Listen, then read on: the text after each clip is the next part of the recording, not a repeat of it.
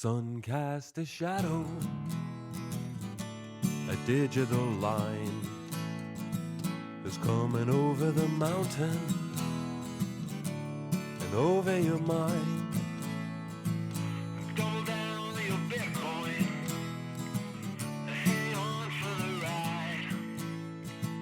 We're moving into the future, one block at a time. We're moving into the future, one block at a time. Welcome to Once Upon a Coin, documenting the ongoing history of blockchain and cryptocurrency. And as always, I'm your storyteller, Jason Cassidy. The early days of cryptocurrency were predominantly fueled by ideologically motivated people with a libertarian mindset. They were looking for an alternative to the traditional financial system, something that could offer them cheap and fast payments that they could control. Bitcoin was that solution for them. However, over time, Bitcoin went mainstream, and this saw a lot of those early libertarian-minded folks ceding control to big businesses and retail investors, with many of them fading back into the woodwork entirely. But some of them found a new place to call home, a coin and blockchain that was built entirely around the principles of financial freedom and privacy. This is the story of Monero.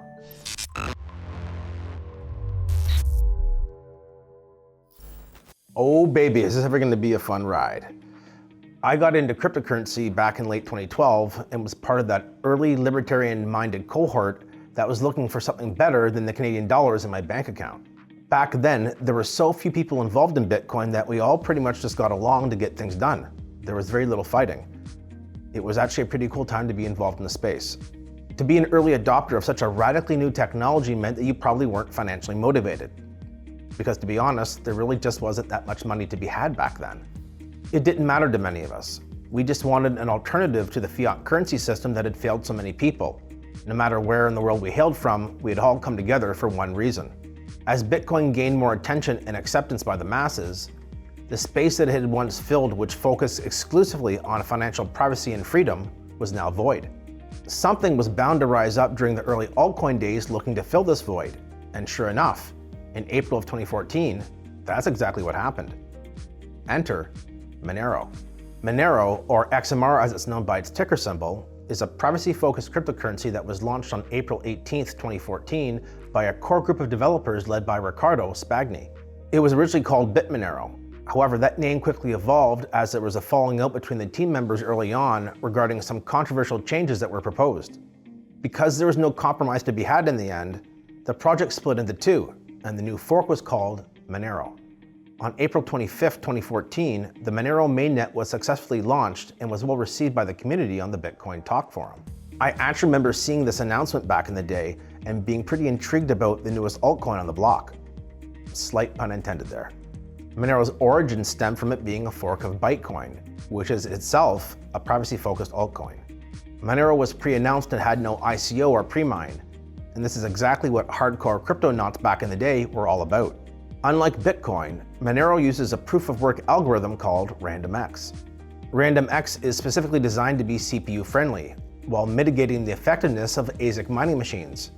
ASIC standing for Application-Specific Integrated Circuit.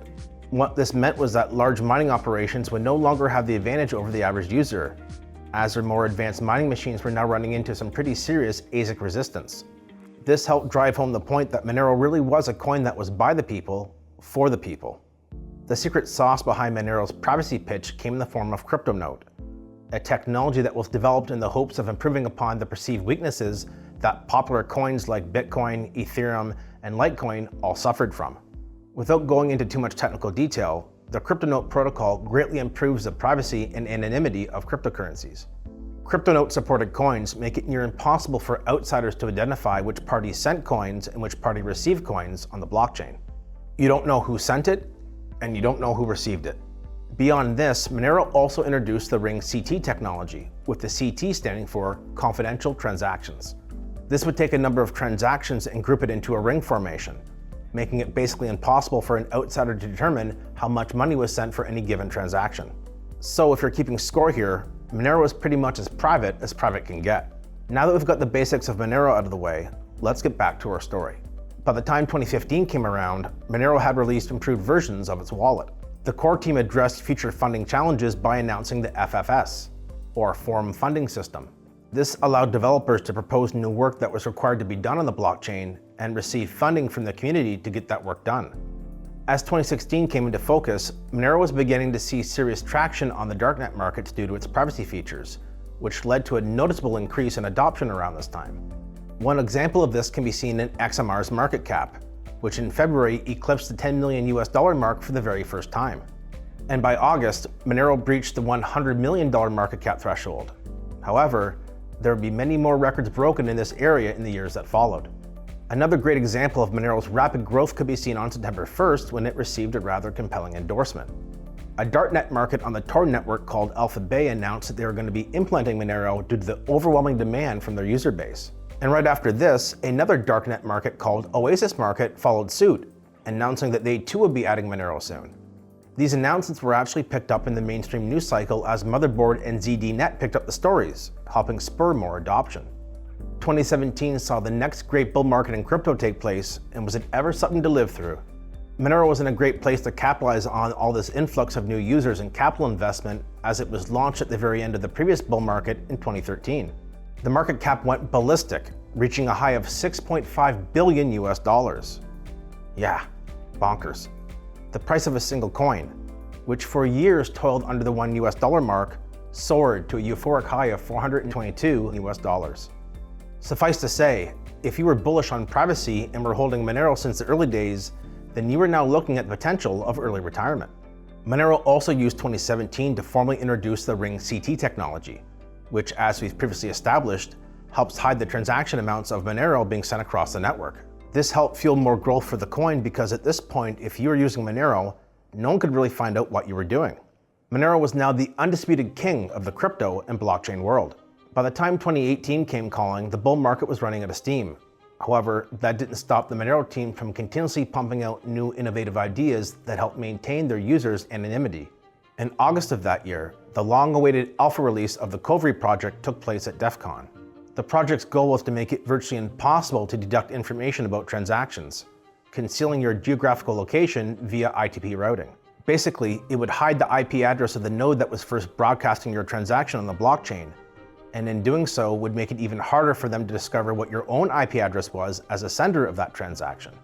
It's worth noting that by now, a whole new genre within crypto had emerged in the form of privacy coins.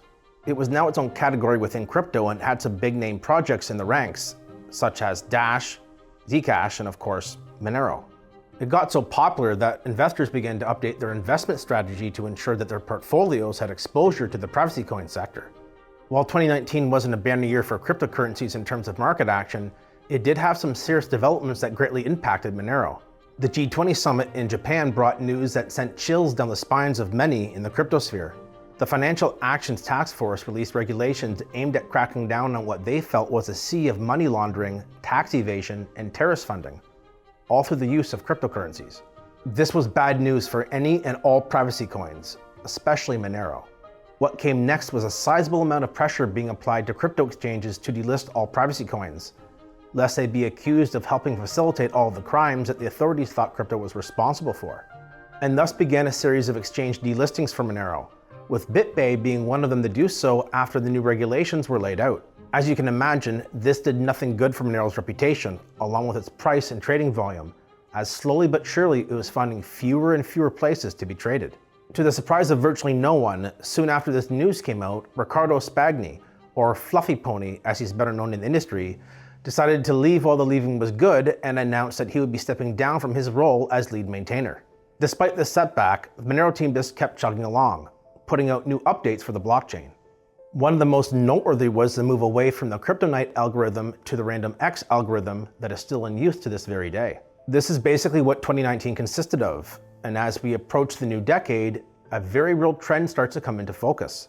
While Monero spent its early years mostly getting praised for its innovative privacy features, things had now changed, and this script was getting completely flipped.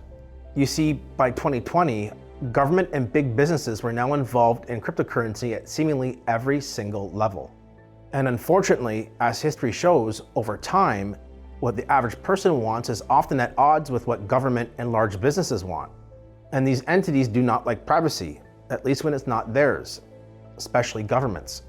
In fact, they're seemingly obsessed with knowing every single thing that we do in our daily lives. And that's why around this time in Monero's history, all those innovative privacy features start to become a real pain point for the project. Case in point, on April 28, 2020, news hit about the arrest of Norwegian billionaire Tom Hagen. He was considered a suspect in the murder of his wife, who had been kidnapped back in 2018. So what does this have to do with Monero? Well, as it turns out, a ransom note was found at the house at the time of the event demanding $10 million in Monero for the safe return of Hagen's kidnapped wife. So this is another example of Monero's strong privacy features being used against it in the media. By the time the calendar flipped over to 2021, the world was now ready for a brand new bull market in crypto, one that would see NFTs or non-fungible tokens be showcased as a centerpiece. Monero benefited from all this market action, hitting an all-time high price of $517 per coin in May of 2021, exceeding the $8.6 billion market cap threshold. A few months later, Monero once again found itself in the news, except this time it wasn't anything that Monero was directly responsible for. On July 20th, Riccardo Spagni, or Fluffy Pony, was arrested for crimes pertaining to fraud. He had stolen $100,000 from a previous employer by generating fake invoices from imaginary companies and then routing the funds back to his personal account.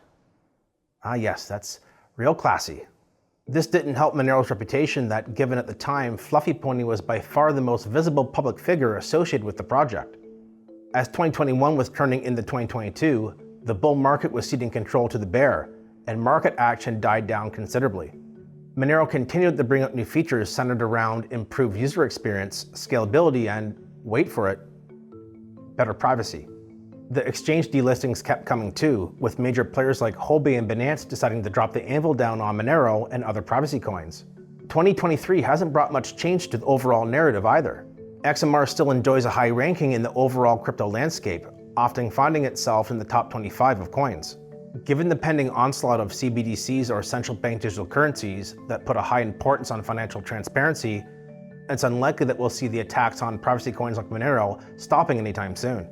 There is a very real battle being fought right now across the world for freedom and the right to transact in a private manner. Governments will tell you that if you're not doing anything wrong, then you've got nothing to hide. But there is an identifiable problem with this mindset. First off, governments are famously known for changing the definitions of what is acceptable and unacceptable. Secondly, they've got a pretty bad reputation for doing a lot of the shady things they seem so concerned about all of us doing. Also, there's a heck of a lot of people out there that aren't doing anything illegal, yet they still value their financial privacy. But as governments continue to strip away rights, freedoms, and privacy on an individual level, I think that the human spirit will always rise to the challenge and find ways of liberating itself around these decrees. This is all to say that I think there's always going to be a market for privacy coins, because the ability to transact privately is something that's been in our lives since the dawn of time. I don't know about you, but I would rather keep my freedoms instead of exchanging them for what would be basically a perceived increase in security. Regardless of how the future plays out, we can say one thing for sure.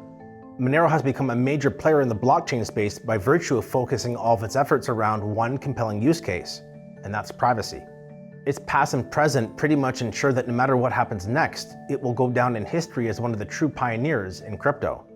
I hope you've enjoyed today's stroll down memory lane. Until next time, have fun and enjoy life, my friends. I'll be back soon with another incredible story to tell you.